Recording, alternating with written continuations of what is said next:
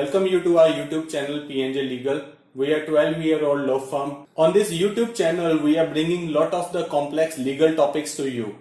We are also presenting lot of business opportunities for the entrepreneurs to get ventured into. Secretarial Audit. Secretarial Audit under the Companies Act 2013. According to Section 2, Subsection 91 of the Companies Act 2013, turnover implies the aggregate value of the realization of amount made from the sale, supply, or distribution of goods or on account of services rendered or both by the company during a financial year. Companies falling under this criteria are required to annex secretarial audit report with the board report. However, companies which are not falling under the above mentioned criteria may obtain secretarial audit report voluntarily, as it will provide an independent assurance of the compliances by the company. The format of secretarial audit report shall be in Form MR3 according to Rule 9 of Companies Appointment and Remuneration of Managerial Personnel Rules 2014. Company Secretary is considered as the statutory watchdog of the corporate world. It has always been the duty of the Company Secretary to make sure that all the laws and rules are being followed by the management. Secretarial audit helps the Company Secretary to take into account all the non-compliance in a company and to take preventive actions in a company to avoid any kind of frauds and errors.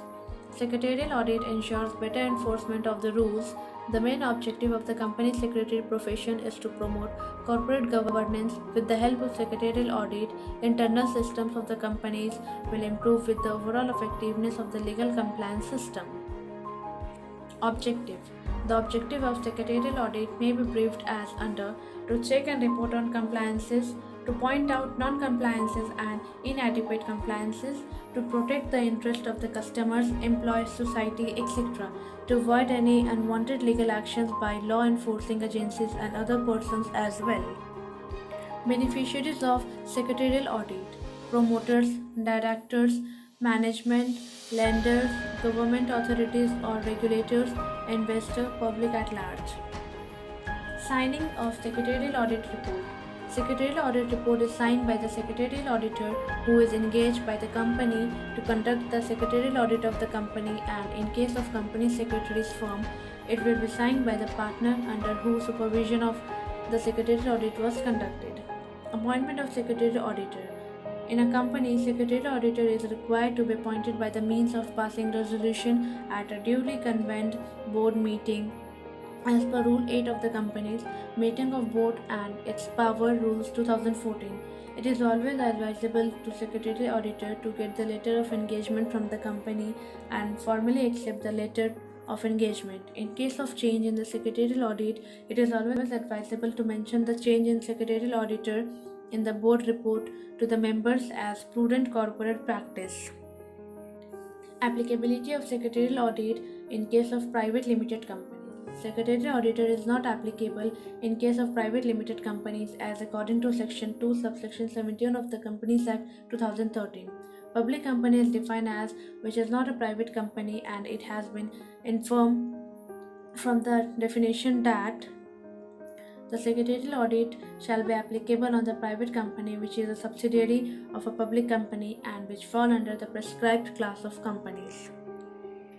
Fraud in case of non-compliance. According to Section 204, Subsection 4 of Companies Act 2013, in case of company or any officer of the company or company secretary in practice contravene the provisions related to secretarial audit of the company, every officer of the company or company secretary in practice who is in default shall be punished with the fine. Penalty for incorrect audit report.